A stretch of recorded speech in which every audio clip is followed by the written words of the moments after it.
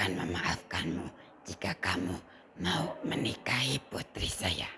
Lalu belalang pun menjawab, baiklah semut, aku berjanji untuk tidak bermalas-malasan lagi. Terima kasih. Memang aku di kelas biasa-biasa saja, tiap hari aku hanya main, tapi Kenapa ada apel di sungai ini? kemudian teleponku tiba-tiba berbunyi. Setelah itu dia jalan pelan hingga dia sampai ke garis finish. Ada apa, Nak? Walaupun mempunyai ide buruk, dia ingin berpura-pura ada serigala di sana. Sesampainya dia di rumah kakek tua tersebut, dia pun menghampiri kakek tua tersebut. Dan kesel sama si tikus dan ingin memakan si tikus. Wahai Umar bin Khattab, rumah saya dihancurkan, rumah saya digusur oleh pimpinan yang dimiliki oleh kawasan tersebut. Dan bertanya, wahai Bapak, boleh saya tahu Bapak sedang mencari apa? Tanya, kura-kura, apakah ini semua hasil kerja kerasmu? Lalu kura-kura menjawab, ya. Syarat apa, Kek? Saya akan memenuhi persyaratan itu asalkan kakek pun berjalan. Si Bango datanglah ke tempat si serigala ini, ke rumah serigala. Ibu, saya izin keluar negeri untuk mencari pekerjaan karena ibu tidak. Di sana, Bu Guru bertanya kepada Udin, Udin, kenapa kamu terlihat murung? Raja, syukurilah apa yang kau dapatkan. Apapun yang terjadi, syukurilah itu. Dan ia sambil berpikir-pikir, gimana ya caranya saya biar bisa sukses, tapi dalam waktu jangka cepat.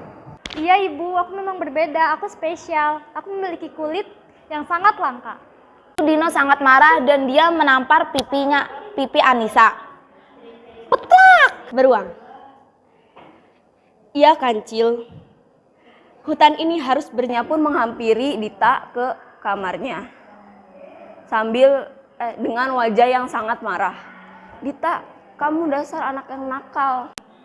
Mereka itu bodoh, tak mungkin mereka bisa naik ke atas ke sini, pikir si kambing tersebut. Tapi saya telah menemukan caranya. Apa ini? Sebuah botol. Ibu mah, jadi orang santai aja, Bu. Kita harus memperbanyak makan. Yang penting perut kenyang, nanti aku juga belajar. Serigala tersebut. Mana ada serigala? Hahaha, kalian tertipu, itu hanya leluconku saja.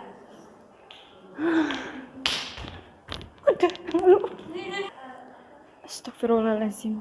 Ya Allah. I just wanna wear. That's my clothes. Where's my clothes? Ayah, bukankah aku lebih tua? Aku yang lebih pantas daripada dia. Mengapa dia yang dipilih untuk menjadi? Sudah 2 bulan. Benar. Karena setiap 2 bulan manggisku selalu berbuah. Pokoknya dia bingung dan dia segera mencari-cari akal dengan cara dia mengambil buah kelapa.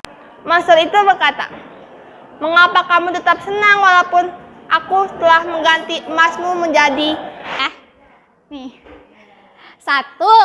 3, 4, 5. Tidak membuat kawanan para gajah itu menyerah hingga jatuh dan tertidur terguling-guling. Di mana aku? Apa aku di surga? Sang semut pun memanggil, halo belalang, kau sudah bangun? Ternyata kau semut. Di mana aku?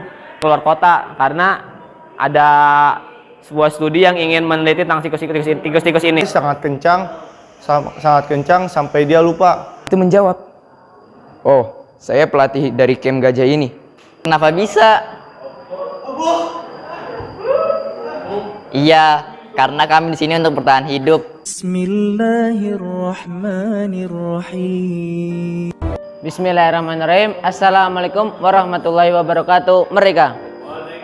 Nama saya Muhammad Latif dari IPS 5 dan kameramen saya Muhammad Rizky Gumilang dari IPS 5 akan menyampaikan sebuah storytelling yang berjudul Biang Kerok yang Rajin. Seperti apa kisahnya? Tetap di IPS 5. Pada suatu hari di sebuah tempat yang terdapat banyak santri. Tempat ini bisa disebut pesantren, kebanyakan tempat menyebutnya. Pesantren ini menyediakan banyak fasilitas yang sangat menawan, sangat bagus di mata orang untuk memandangnya. Di sebuah pesantren tersebut hiduplah seorang santri yang bernama Ing. Ia adalah sumber masalah di dalam pesantren tersebut. Jadi suatu hari Ing ini apa saja Pak? Pada suatu masa di sebuah tempat yang bernama pesantren, ya kita tahulah pesantren ini bisa disebut tempat untuk menampung para santri-santri yang ingin mempelajari ilmu atau ilmu keagamaan. Di tempat ini ada seorang anak yang bernama Ing.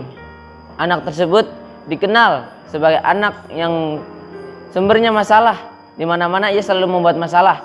Bahkan di kelas dia selalu tidur, di asramanya dia selalu berbuat onar kepada kakak kelas, dan kepada adik kelas dia selalu menyakitinya, dan kepada teman sendiri pun ia selalu menjahatinya.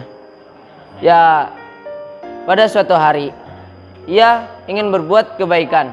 Ia ingin berbuat keburukan, bukan kebaikan. Keburukan yang dimana ia selalu berbuat ini setiap harinya. Ia berbuat keburukan kepada gurunya. Ia berkata kepada gurunya, buat apa kita belajar kalau ujung-ujungnya pelajaran itu tidak kita peroleh di masa depan. Untuk apa kita belajar? Biasanya pelajarannya hanya itu saja. Aku merasa bosan. Lantas buat apa aku belajar? Gurunya pun lantas marah. Tapi gurunya tetap sabar. Di situ baiknya gurunya. Gurunya dia selalu berkata kepada si Ing, "Nak, bersabarlah.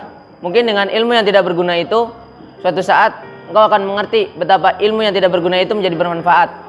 Yang dimana ilmu yang tidak bermanfaat itu akan engkau capai, akan engkau dapati pada saat engkau telah mencapai bisnis yang telah maju."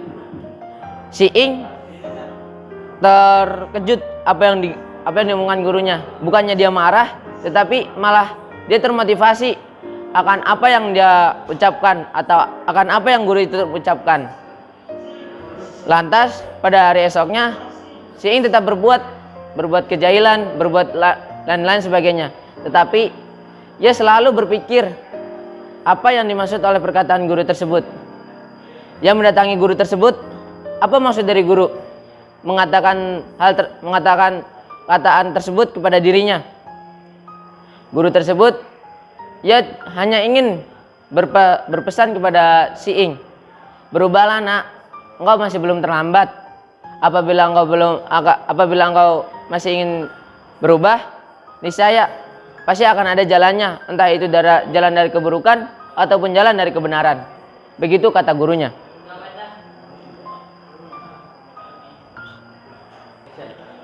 Akan tetapi setelah pulangnya si Ing dari gurunya, ia masih tetap saja berbuat onar.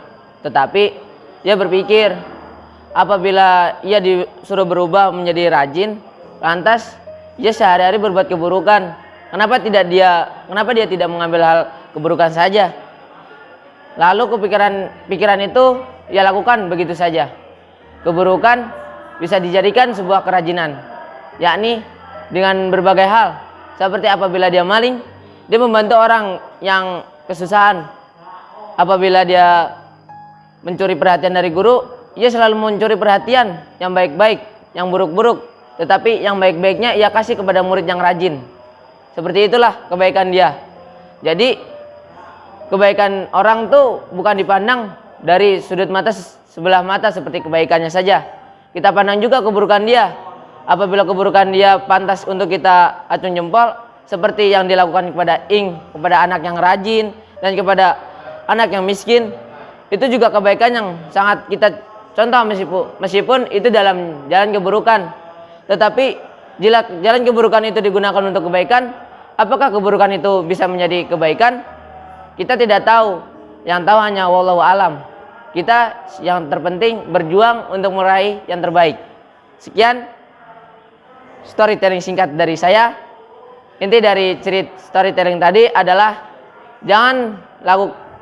tetap lakukan apapun yang meskipun sia-sia, karena dari kesia-siaan tersebut bisa menjadi hal berguna, mungkin hal berguna bagi kita sendiri ataupun bagi orang lain.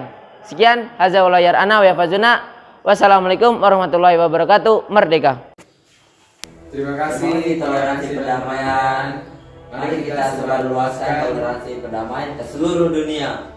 Salam toleransi dan perdamaian. Merdeka. Merdeka.